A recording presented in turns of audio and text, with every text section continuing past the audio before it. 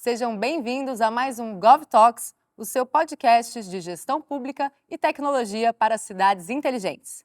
Hoje eu estou aqui com 3 convidados para a celebração do 12º episódio do nosso podcast, em comemoração ao aniversário de 1 ano do GovTalks.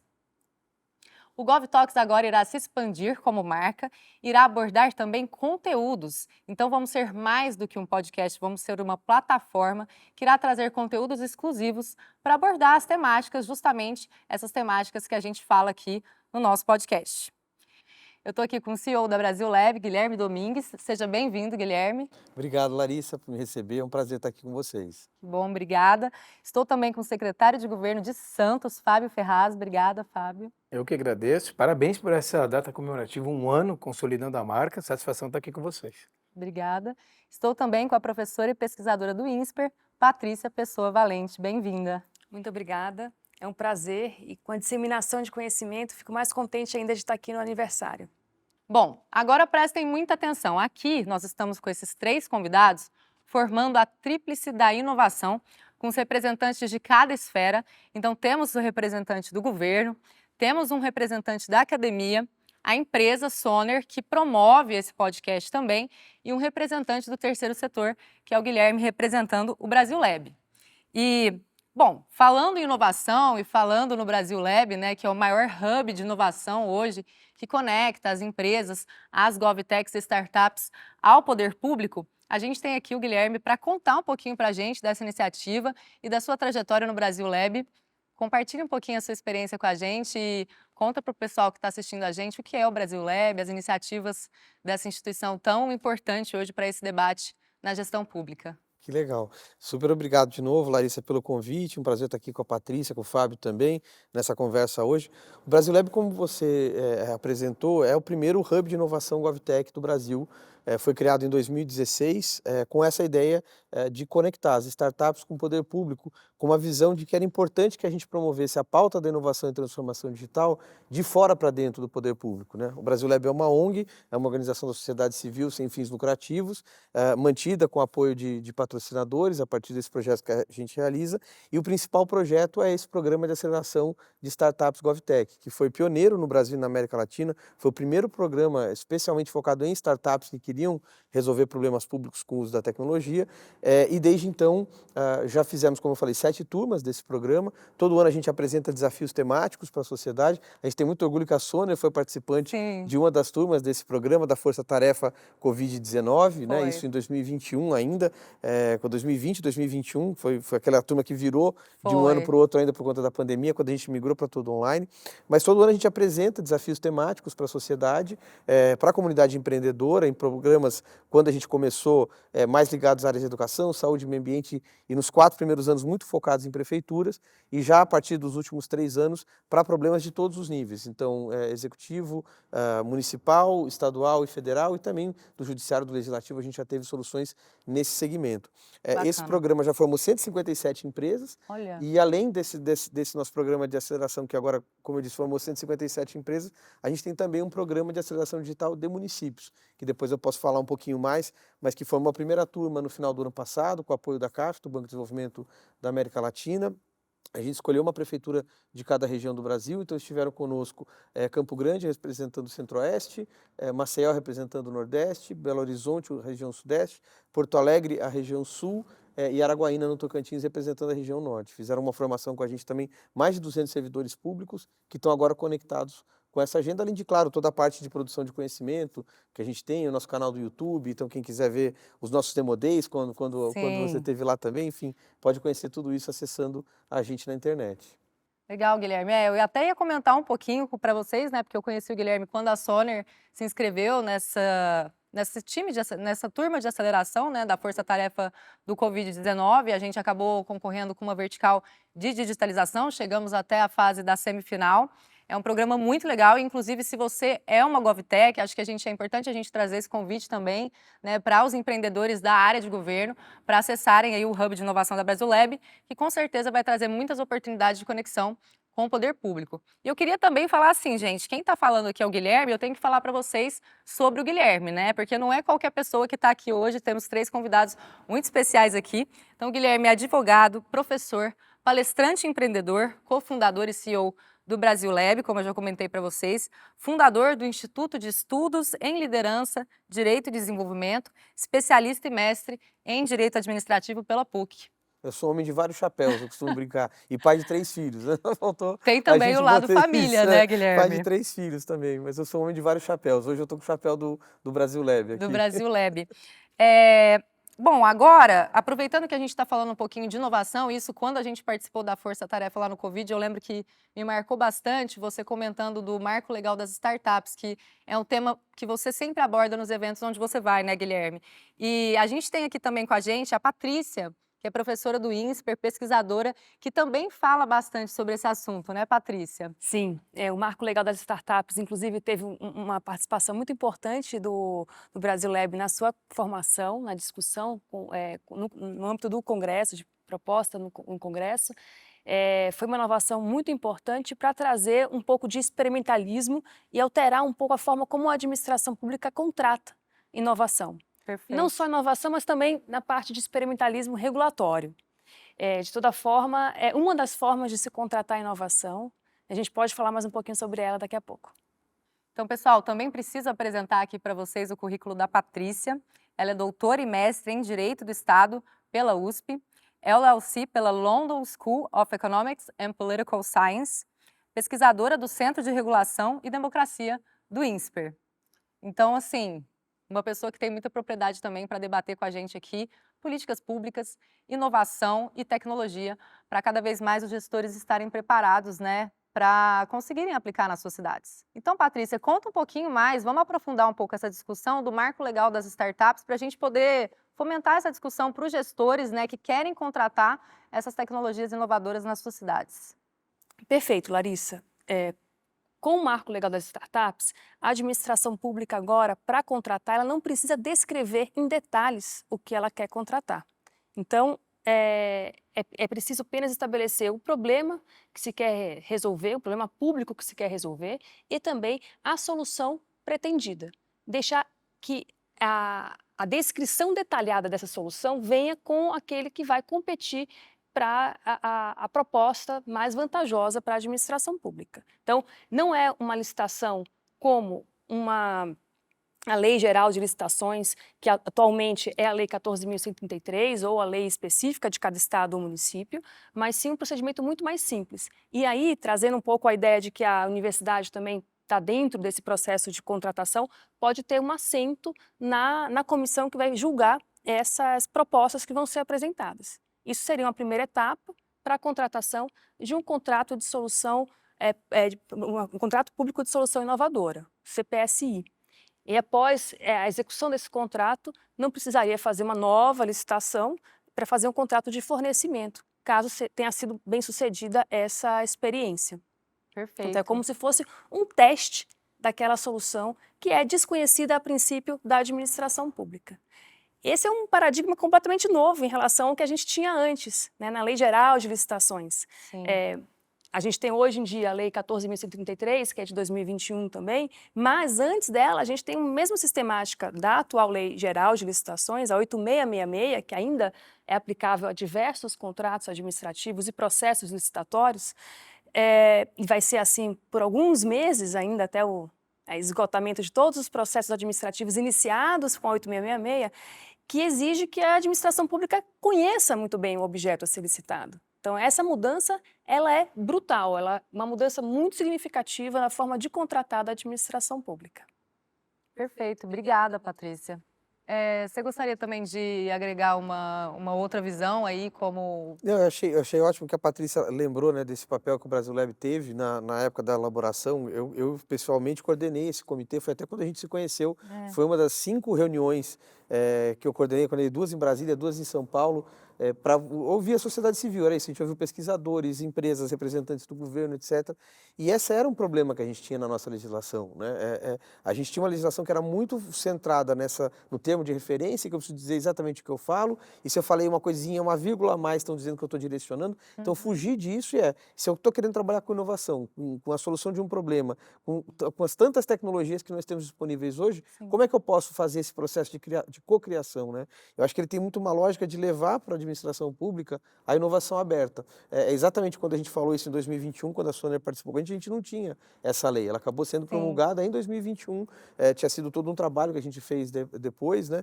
Mas o que eu tenho dito, que eu acho que vale para reforçar o que a Patrícia falou, Larissa, a gente tem hoje no Brasil, primeiro, uma das legislações mais avançadas do mundo em termos de compras públicas de inovação, a caixa de ferramentas mais completa, porque a gente tem legislação para startup, para programa digital, para uma série de coisas, uma nova lei de licitações, que também tem a figura lá do procedimento de manifestação de interesse, que aumentou o valor de dispensa de licitação, e hoje, quando a gente tem esse modelo de software como serviço, é muito mais barato, mais fácil você fazer uma contratação por pregão com isso, que priorizou a lei eletrônica. Então, eu costumo dizer que a nova lei de licitações, o Marco Legal de Startups e a lei de governo digital também, Sim. que determina, né, essa interoperabilidade de dados, estimula laboratórios de inovação, formam um novo tripé regulatório em GovTech que a gente tem no Brasil. E, de novo, não tem no mundo nada parecido com o que a gente tem hoje aqui.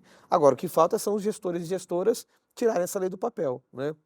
E eu posso contar já alguns casos que a gente já viu de aplicação aí, que a gente vai ter do Marco Legal de Startups, que vai sair no nosso mapa GovTech, que é o spoiler que a gente vai dar hoje ainda na nossa conversa. A gente ainda vai falar do mapa GovTech ainda, Guilherme. Não sei se você já quiser complementar também com algum case que você tenha. A gente teve lá, por exemplo, das startups aceleradas pelo Brasil Lab, ou que são da rede do Brasil Lab, a Lemobis foi a primeira empresa a assinar um contrato de fornecimento, né? A Patrícia explicou essa questão do contrato, que você faz esse teste, que pode ser de 6 meses até 2 anos, tem um valor limite para o que você vai fazer, mas a Petrobras, eles tiveram uma dificuldade muito grande, a gente já tinha outras. Araguaína, no Tocantins, foi a primeira prefeitura a fazer um CPSI com a Gov, que é uma startup também muito famosa dessa área de gestão. Mas foi o CPSI de fornecimento, foi com a Lemobis. E até um procedimento interessante, a Patrícia vai gostar de saber, porque ele disse, ele demorou 6 meses no período de negociação, enquanto se estava fazendo o CPSI, então para estabelecer os termos, como é que ia ser, e que é uma coisa aberta para todos os interessados ficarem dando as suas sugestões.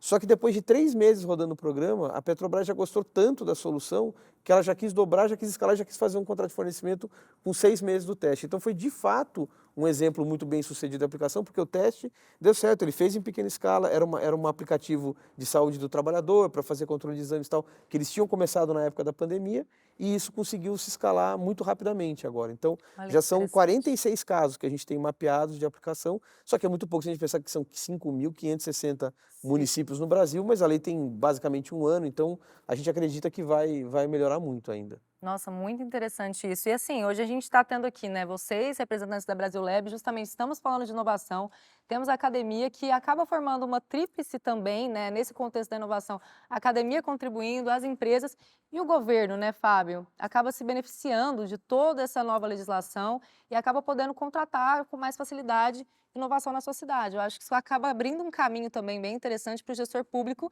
que deseja, às vezes enfrenta muitos desafios e acaba conseguindo avançar com mais facilidade. É verdade, olha, o cerne da nossa lei de processos de compras, de forma geral, tanto de um produto quanto de serviço no Brasil, sempre foi o quê? Economicidade, ou seja, menor preço. Menor preço pouco importando com a entrega final. Isso é um erro histórico, que o Brasil precisa virar essa página. Então, sem dúvida, digamos, esse arcabouço legal que foi construído, coloca a gestão pública num outro patamar, porque agora você pode conseguir refletir sobre projetos, concepção e o fundamental, que é a entrega. Porque no final do dia, o que interessa para o poder público é entregar, é realizar. Veja, é verdade, é possível se realizar, é possível fazer. Há de se ter agora a mudança comportamental, que talvez seja a mudança mais complexa, dos gestores, é claro, dos gestores públicos, talvez ainda mais importante, daqueles que auditam os gestores públicos, porque nós criamos também no nosso país vários órgãos, e isso é positivo, para controlar os gastos, para controlar a execução dos atores públicos no dia a dia. Mas é importante que todos estejam contextualizados com os processos mais adequados, mais modernos e as inovações que são colocadas na própria legislação. Muitas vezes isso há um gargalo. Então o gestor ele fica às vezes um pouco travado, um pouco temeroso de utilizar os novos mecanismos.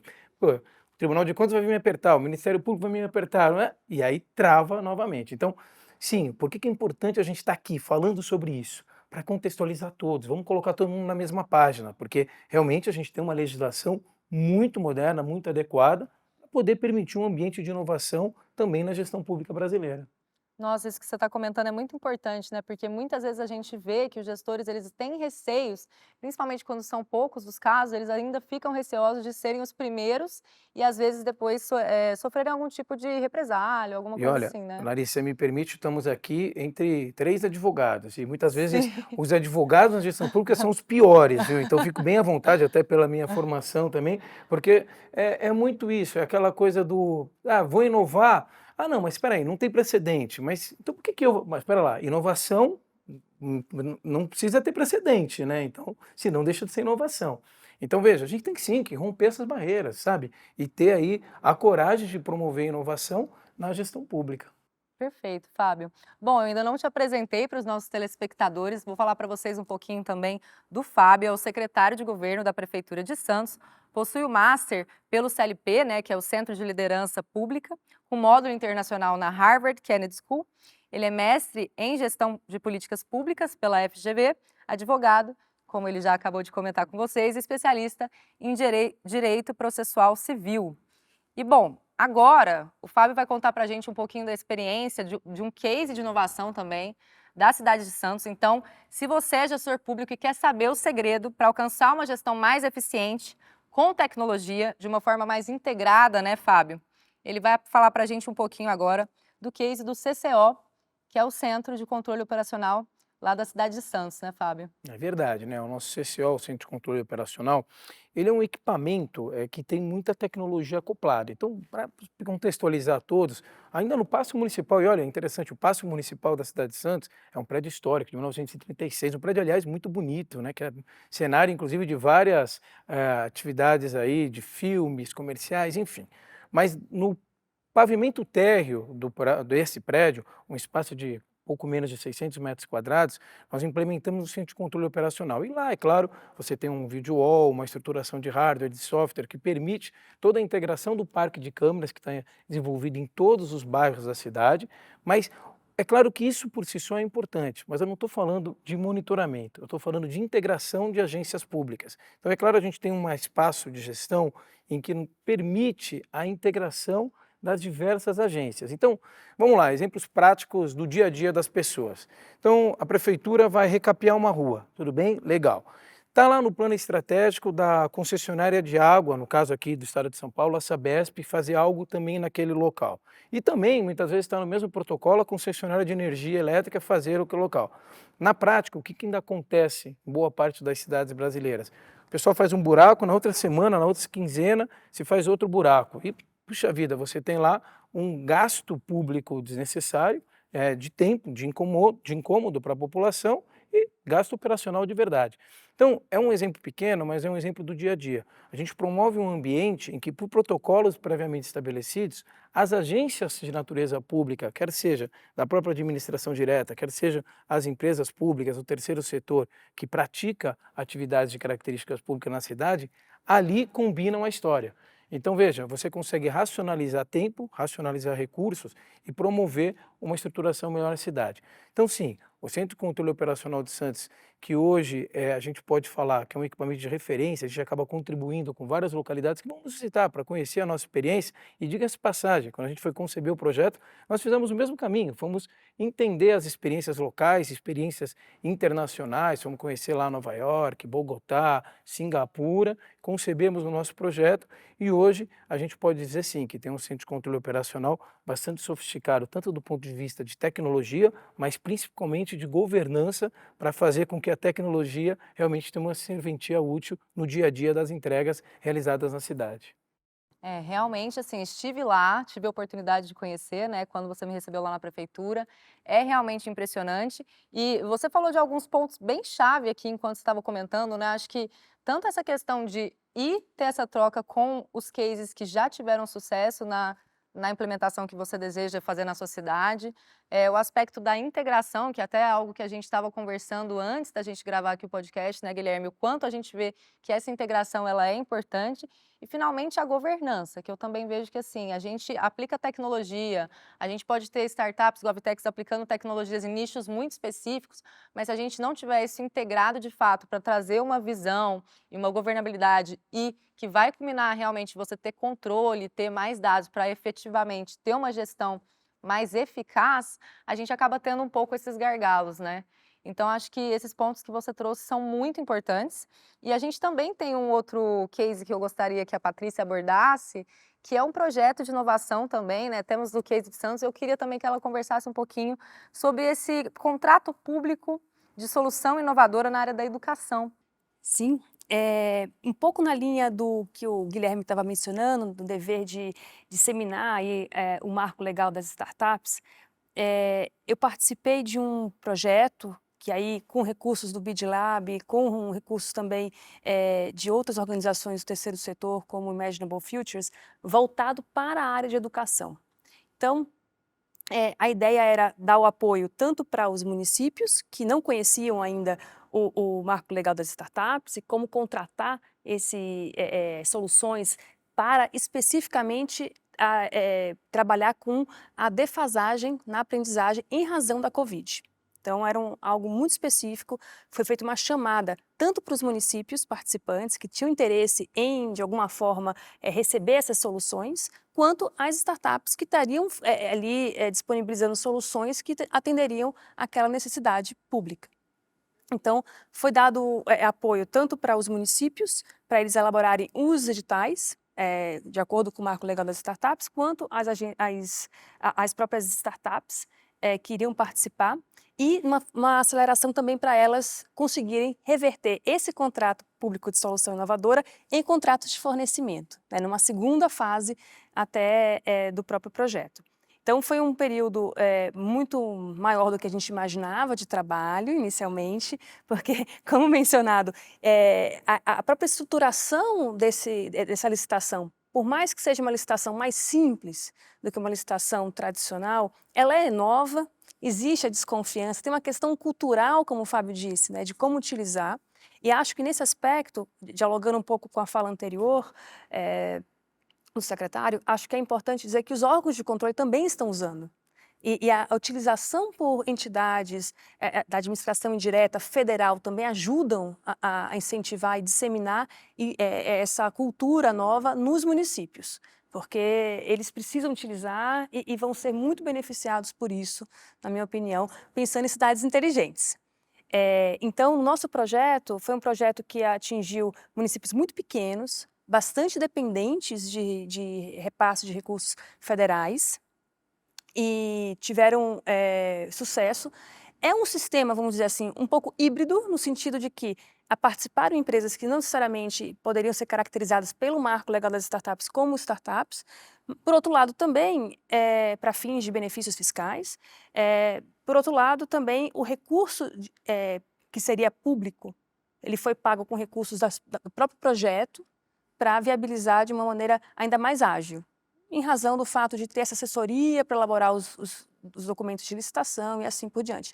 Mas a ideia é que, no próximo momento, os próprios municípios participantes, eles possam andar com os próprios pés e elaborar novos editais, novos projetos relacionados a isso. E que o projeto inicial, que foi um projeto chamado Projeto Impulsionar, da Quintessa Negócios de Impacto, possa ir para outros municípios, difundir e dar esse apoio que é vamos dizer assim, um pontapé inicial fundamental, que é dar uma segurança para os municípios pequenos, que tinham ali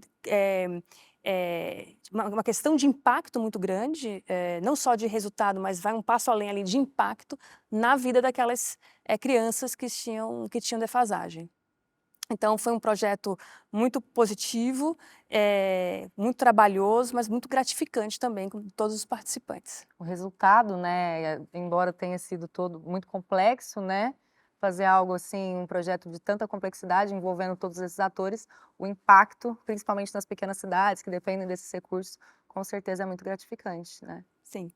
E um aspecto importante, Larissa, que as soluções eram em base tecnológica. Mas o marco legal das startups pode ser utilizado não só para soluções com base em tecnologia, mas sim para o poder de compra do Estado fazer uma diferença no mercado também. Então, é um aspecto que eu acho interessante, porque em outras legislações de compras públicas também tem esse aspecto. Mas, claro que o marco legal das startups acaba tendo mais evidência a questão de tecnologia. Na base E tecnológica. ele tem e até por isso que ele teve esse nome, né, que é o Marco Legal de Startups e Empreendedorismo Inovador, porque ele tinha muito essa ideia nesse capítulo de usar o poder de compra do Estado como um indutor de inovação, mas também de novos modelos de negócio, de geração de emprego, geração de receita. Mas eu ouvindo o Fábio e a Patrícia falar, não pude deixar de pensar uma coisa, que eu acho que vale compartilhar com a sua audiência, Larissa, que é, quando a gente está falando de inovação, é fazer diferente, né, e eu acho que sempre fazer diferente para fazer melhor, porque não é só para fazer diferente, porque eu quero, né, dizer que eu sou modernoso. Eu sempre brinco disso, né? Não é o prefeito que vai lá e faz uma selfie e fala que agora eu contratei uma startup aqui para minha cidade, agora ficou digital, né? Não pode ser só isso, tem que ser além disso. Mas tem muita coisa para se aprender com quem já está fazendo, né? É um conceito, tem essa palavra em inglês que é o copycat innovation, quer dizer, aquela inovação, você copia o que já faz, que foi como a Coreia cresceu, ela via o que o Japão fazia, o que outros países mais desenvolvidos fizeram e replicou tudo de melhor no país dela e deu um salto gigantesco. Então, quando eu ouvi os dois falando, eu só pensei nisso. Pois é, as cidades aprenderem com o que elas estão fazendo, as outras se ouvirem, para não querer reinventar a roda, que eu acho que isso é que acaba acontecendo no Brasil, né? Cada um quer fazer do seu jeito, para só fazer diferente e não está inovando pensando em fazer melhor. Eu quero fazer diferente para fazer melhor, para ter mais resultados, para atingir melhores resultados. E hoje a gente tem, de fato, esse alinhamento de legislação.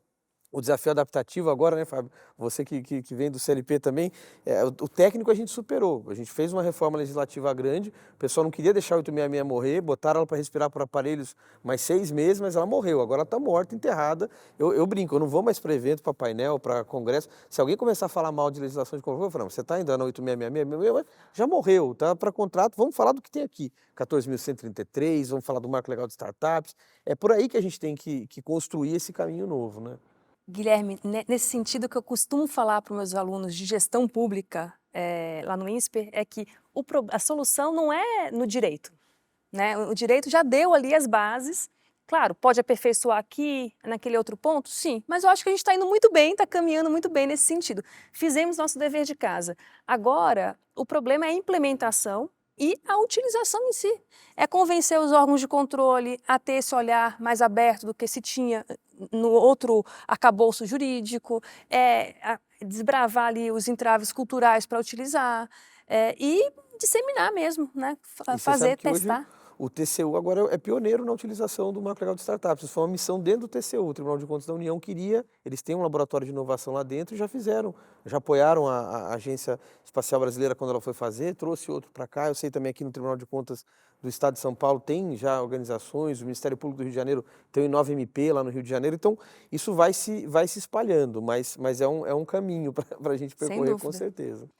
É muito interessante essa troca que a gente está tendo, inclusive acho que o GovTalks ele se propõe a trazer essa discussão, né, e esse debate para os gestores públicos, para incentivar realmente esse projeto de inovação. E a gente tem um case em Santos muito interessante, né, Fábio, que é um projeto que você implementou lá, um projeto relacionado à gestão de desempenho, que também acabou sendo uma transformação na prefeitura, né, um bom exemplo de governança, que foi a implementação desse programa. Você poderia comentar um pouquinho para a gente? É verdade, acho que está se referindo ao PDR, né? A participação direta nos resultados. O conceito é simples, indicador, meta e resultado. Para quem é da iniciativa privada, acho que não estou falando nenhuma novidade, né? Então, você realmente colocar dentro do escopo da sua instituição indicadores que sejam claros, mensurando, portanto, a entrega a ser realizada. Em cima do indicador, você põe meta. Então, olha só, estou praticando tal serviço em tanto tempo, estou praticando tal serviço em tanta quantidade. Eu consigo desenvolver uma meta para melhorar minha performance. E aí, em função disso, eu gero o resultado. Lá em Santos a gente implementou, esse ano estamos completando 10 anos do programa, é um marco importante, começamos com o programa em 6 secretarias e hoje a totalidade da administração ela está vinculada a contratos de gestão por resultados, então todos os servidores públicos do município, da administração direta e indireta, têm lá os seus contratos do PDR com um ciclo simples. Anualmente, nós aferimos os resultados da gestão que está sendo efetivamente realizada. Ao final do ciclo, nós fazemos lá uma análise. De 0 a 7 é dada uma nota final para cada uma das agências que são contratantes. 0 a 7 não há bonificação.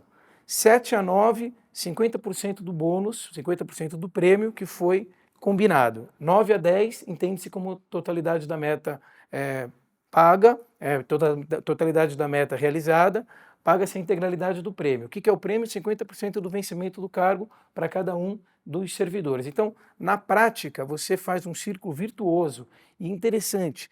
Todos os anos, Larissa, a gente faz a aferição do quanto está se pagando, evidentemente.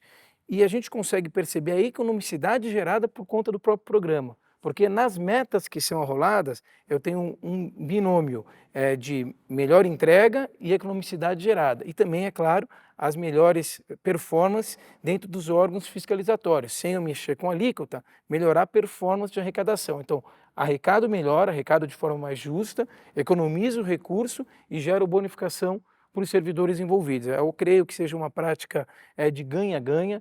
Aquilo que foi falado aqui. Quando a gente foi desenvolver o projeto, a gente foi buscar, sim, as melhores práticas que se tinha naquele momento. Então, bebemos na fonte de BH, bebemos na fonte do Rio de Janeiro, Goiás, e hoje conseguimos consolidar um projeto que, como disse também, ele é amplo para todos os servidores e talvez, eu não conheço nenhuma localidade hoje que consiga ter essa amplitude do que nós realizamos em Santos. E talvez aí hoje a gente consiga dar alguma contribuição, principalmente com as esferas públicas que vão nos visitar para conhecer a estratégia que está sendo praticada. Mas no final da história, o mais importante, transparência dos indicadores a serem desenvolvidos, a população acompanha isso, está lá no portal da prefeitura para todo mundo ver as metas e os serviços, de certa forma, sendo aferidos e a população percebendo a melhoria na entrega final. Nossa, esse projeto é muito interessante também, é um projeto bem inovador, assim, dando todo esse contexto de tudo que vocês conseguiram aplicar lá, vocês também buscaram outros exemplos nas outras cidades,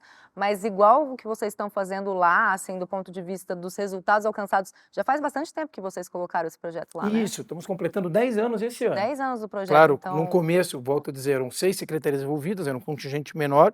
Ano a ano a gente foi aprimorando, aumentando, dando mais capilaridade, tornando a coisa mais pública. Só para dar No começo, os resultados eram aferidos num PDF com alguma periodicidade disponível no site. Hoje não, são georreferenciados. Então, você colocou a aferição do dado, está analisado em tempo real e as pessoas podem acompanhar a métrica de como está sendo realizada aquela meta em tempo real, praticamente. Então, enfim, são alguns avanços que foram acontecendo nesse período, mas a consolidação realmente de um programa que, creio eu, bastante exitoso e interessante, também com característica de perenidade. De verdade, é claro que tem os ciclos políticos, né?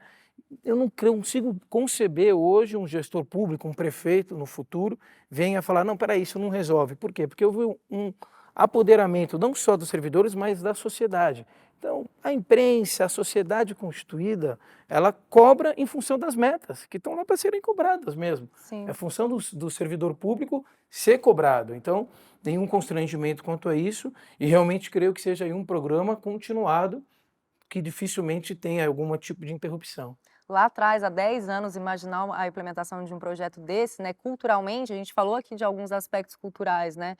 Culturalmente, vocês devem ter tido que superar muitas barreiras, né? E hoje é impensável voltar atrás em um projeto que teve um resultado tão bacana quanto esse, né, Fábio? Verdade, inclusive barreiras legais aí. É porque no final da história a gente tem uma remuneração variável. Do ponto de vista legal, legislativo, o desafio maior foi aprovar na Câmara Municipal a autorização para gerar a remuneração variável. Isso que eu ia perguntar, se Isso. dependia de lei ou não, no caso de Sim. vocês. Especificamente na remuneração variável, que é pagar o bônus, porque na essência é uma remuneração variável. Então, os servidores têm um acúmulo na sua remuneração se cumprir meta. Então, é uma remuneração variável. Aí a gente tem uma legislação municipal específica, eu não tenho nenhum constrangimento de falar, porque a gente não tem que ter constrangimento em replicar, a gente se inspirou na legislação de BH, naquela oportunidade, e criamos a nossa. Então, legislação própria, municipal, com essa finalidade de permitir a remuneração variável. E Fábio, uma pergunta. Se a Larissa me permite, eu vou fazer uma pergunta. Claro, eu acho que esse debate é muito importante. Fábio, e tem a avaliação de desempenho também do pessoal? Sim. A gente tem uma outra agenda de avaliação de desempenho, que vai estar atrelada ao plano de cargos e salários e ao, digamos, ao aspecto de evolução pessoal dos servidores. Mas de verdade, agora, Fábio, opinião, eu acredito mais na meta do que na avaliação de desempenho, porque a avaliação de desempenho, ela tem características subjetivas. A meta não, a meta é objetiva, é cumpriu, recebe, não cumpriu, não recebe.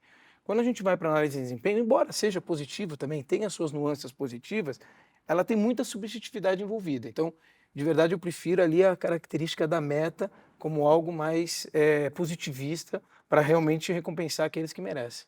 E a cenourinha ali do incentivo. Isso, exatamente isso. Muito legal a gente trazer esse debate aqui, né? Eu acho que esse é um case muito interessante da cidade de Santos. Inclusive, eu ia depois pedir assim, Patrícia, as suas perspectivas na academia, né? Ao ouvir esse projeto, ela mesma já fez as perguntas, né?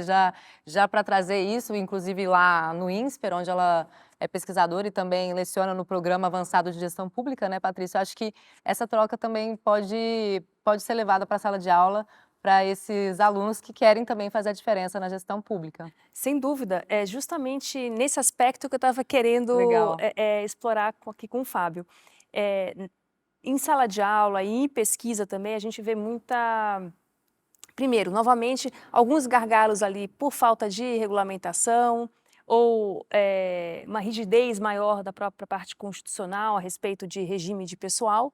E é importante ter criatividade, como o Fábio trouxe aqui, para promover um incentivo a sair de uma mesmice, de um lugar comum. Ali, muitas vezes, a percepção da sociedade em relação a quem trabalha na administração pública é daquele profissional acomodado.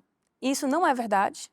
Pelo menos em sala de aula, quando eu vejo os alunos ali do PAGP, do Programa Avançado de Gestão Pública, são pessoas querendo fazer a diferença. E aqui também percebo uma mudança muito grande nessa percepção que às vezes acontece, né, que às vezes tem num momento comum.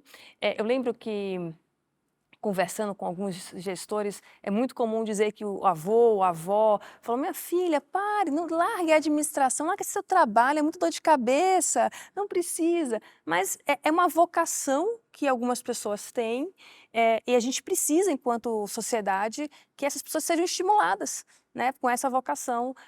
E entendo que aqui, o exemplo que o Fábio traz é muito positivo para que a gente tenha o estímulo, né, dessas carreiras, não só a carreira na administração direta, mas também, pelo que eu entendi, abrange também a administração indireta, que tem um pouco mais de flexibilidade no seu regime, mas de toda forma é fundamental também continuar tendo esses incentivos.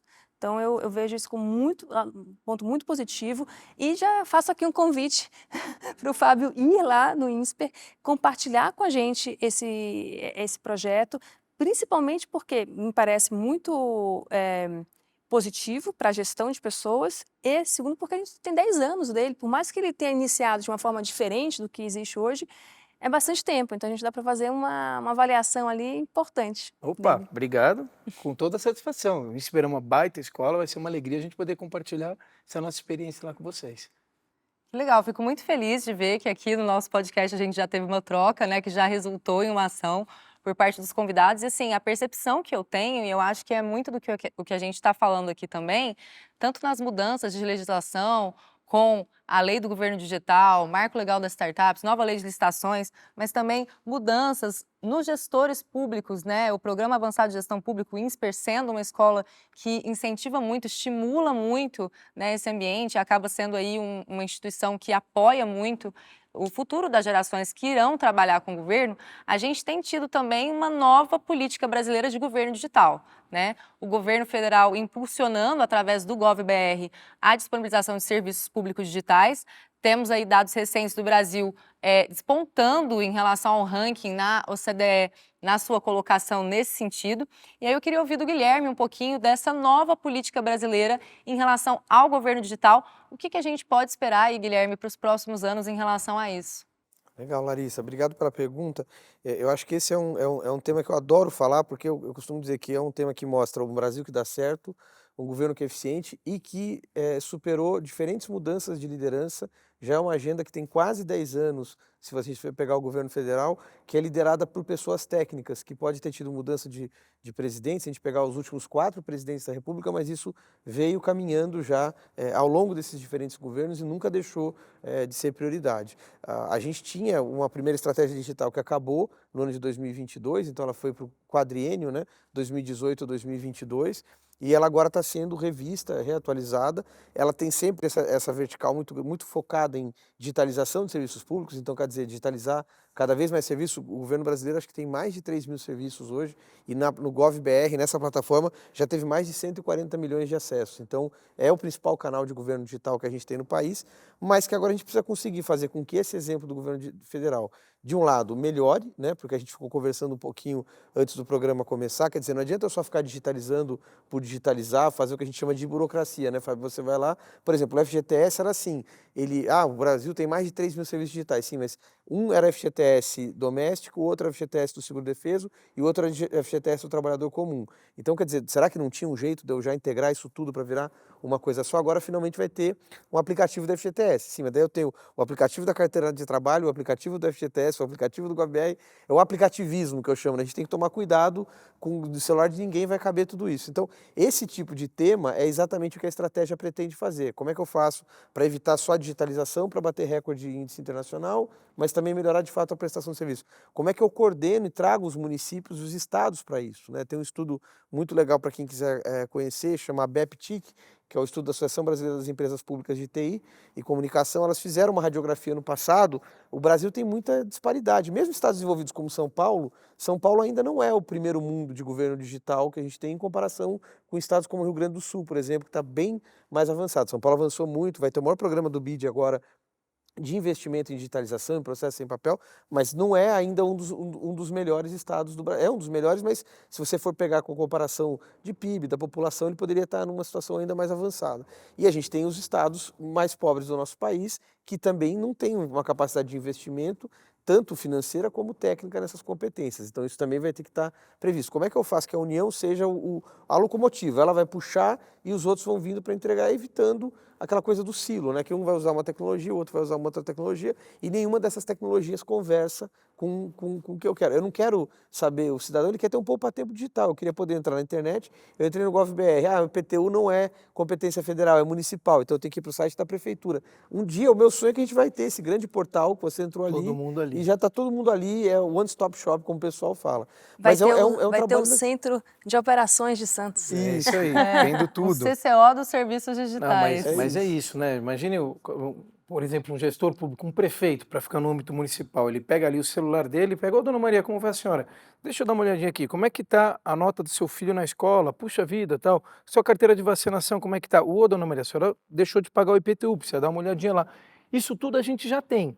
Os municípios têm isso, mas para poder, em vez de ter aqui na plataforma única, isso está cada um numa plataforma, e essa unificação, eu acho que é a agenda, do ponto de vista.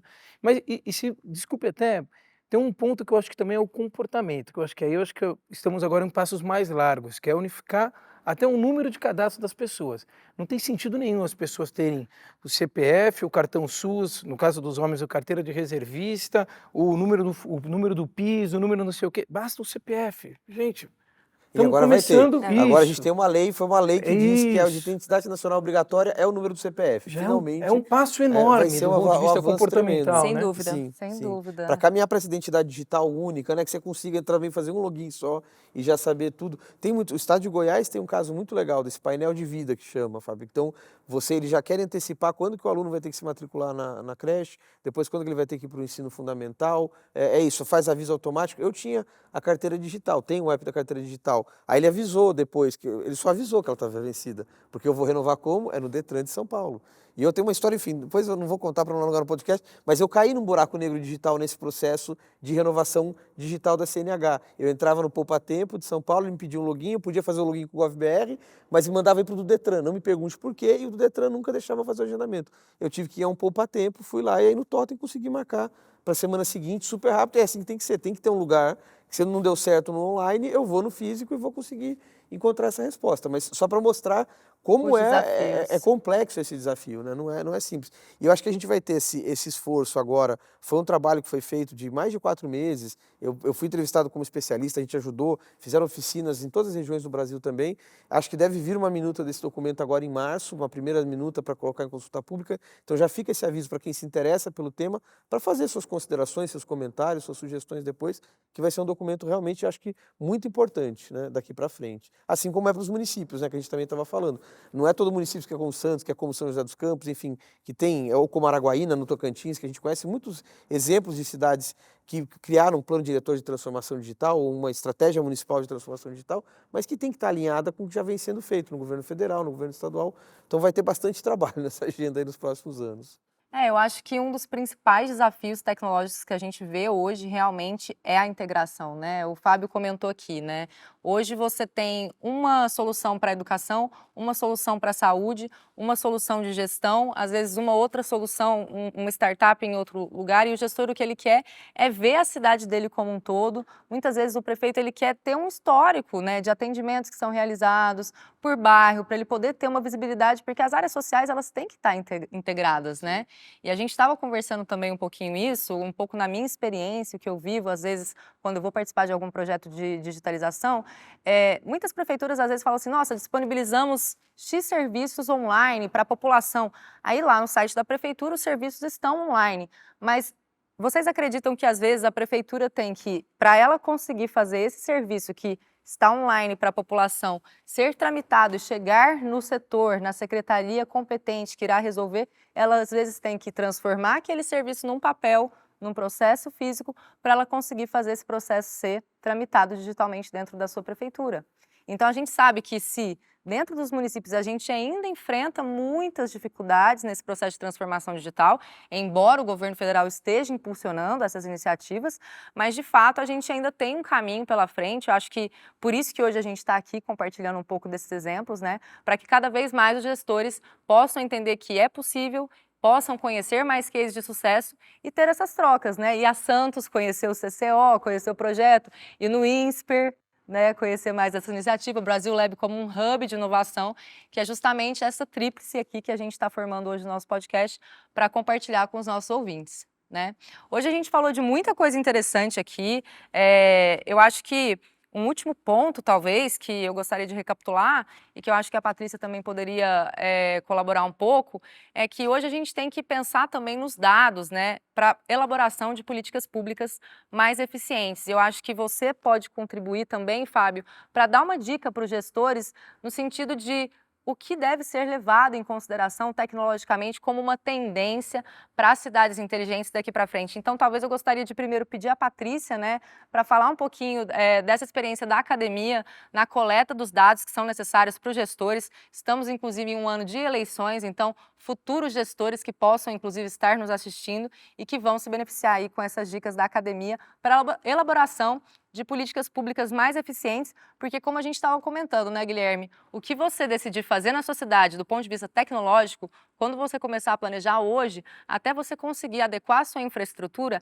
é um plano de longo prazo, porque a complexidade tecnológica da infraestrutura, ela requer esse planejamento antecipado, né, Patrícia? Larissa, eu vou puxar aqui um gancho com o que já foi dito em relação aos órgãos de controle. Então, quando você fala em dados e se remete à academia, eu vou dar aqui uma recomendação, que as decisões públicas sejam baseadas em evidências. Então, isso já é lei, né? Uma lei geral aí do próprio direito administrativo, então, é da Lei de Introdução às Normas do Direito Brasileiro, desde 2018, que foi alterada. Então, tem ali já diretrizes bastante claras de que o gestor público, para decidir, precisa decidir com base em evidências. E essas evidências nada mais são do que dados. Muitas vezes é simples fazer essa fundamentação da decisão pública com evidências que estão ali na própria prestação do serviço, desde que a gente esteja numa fase tecnológica mais avançada. Se tiver que demonstrar a eficiência, por exemplo, com base, vou pegar a licença no exemplo, PDF, em que o gestor vai precisar analisar cada um dos PDFs e ali agregar aquele dado, vai ser muito mais difícil. Agora, se a gente tem isso num dashboard, numa plataforma unificada, aí a gente consegue demonstrar que é muito mais eficiente aquela decisão do que a outra. Que existem duas opções de decisões tomadas e que é melhor tomar a decisão B em detrimento da decisão A, por causa daqueles dados que eles saltam, né, em razão da tecnologia. É muito mais fácil ter essa previsão na lei geral da LINDB, né, na Lei de Introdução às Normas do Direito Brasileiro, de que é devida a motivação com base em evidências na administração pública, quando a gente tem tecnologia ao nosso lado. Quando a gente não tem, aí, infelizmente, é um deserto para o gestor público. De fato, os órgãos de controle vão controlar, vão repreendê-lo, porque não tem como fazer um controle daquilo, né, daquela decisão. Ele tem um ônus, é o que a gente chama, né, um ônus de fundamentação, de argumentação muito maior. Então, eu diria que do ponto de vista mais acadêmico, a gente é uma recomendação de que adote-se, na medida do possível, cada vez mais tecnologia para que você consiga tomar decisões baseadas em evidência. 2 desafios, bem rapidinho. Primeiro, o técnico, né? O técnico, na minha visão, está na infraestrutura. Então, vamos lá. Vou pegar um exemplo, saúde. Você tem softwares à disposição para você ter os dados sendo aplicados. Tá, mas você tem desktop? Você tem internet de alta conectividade espalhada em todos os lugares do Brasil? Não, não temos. Então, veja, a gente precisa realmente romper o desafio técnico, que é estruturar as redes municipais para que o pessoal possa trazer os dados, né? Pegar o nosso exemplo, em Santos, especificamente. Eu fui secretário de saúde por 4 anos. Então, vamos lá, a gente conseguiu informatizar 100% da rede, legal, está rodando muito bem. E bem rapidinho, teve uma passagem que eu sempre gosto de mencioná-la. Um amigo meu, de verdade, um dia ele falou para mim, puxa, Fábio, olha que parabéns, hein? Eu estava outro dia em casa, me cortei com uma faca, e eu estava sozinho, que precisava fazer um curativo, então eu lembrei que eu tinha ali a UBS pertinho. Fui lá, entrei, estava uma maravilha, o pessoal viu eu ali já me levou para a sala de curativo, fizeram um curativo de verdade. Fiquei lá 20 minutos, me fez o curativo, nem perguntaram o meu nome, parabéns pelo serviço.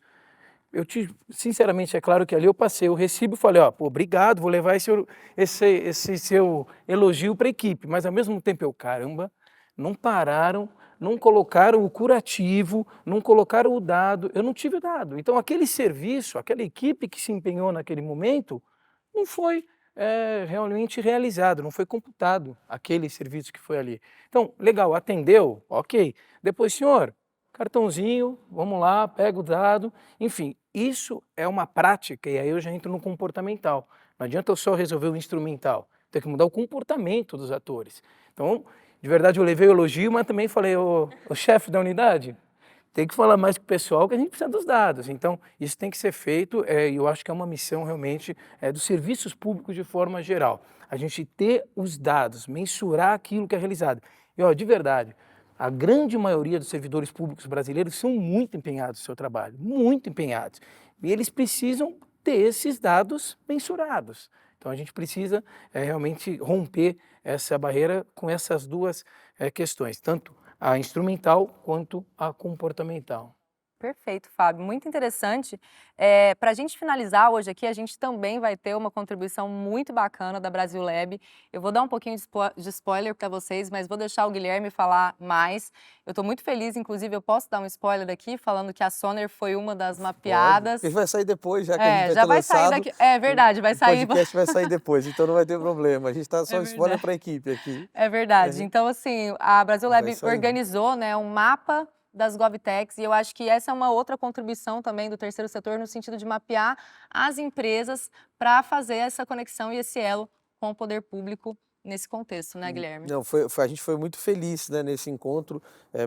A frase que eu mais gosto do Vinícius de Moraes, a vida é a arte do encontro, embora já tanto desencontro pela vida, porque a gente já tentou gravar essa conversa outras vezes e deu certo agora, quando a gente tem essa novidade, que foi de fato o maior mapeamento já que foi feito sobre o ecossistema GovTech brasileiro. A gente mapeou todas as empresas, startups e pequenas e médias empresas que ao longo dos últimos 4 anos tenham ou vendido para o poder público, ou rodado algum tipo de teste piloto, ou tenham a intenção de vender para o poder público e estão tentando e não estão conseguindo. Então são mais de 400 empresas que vão estar listadas.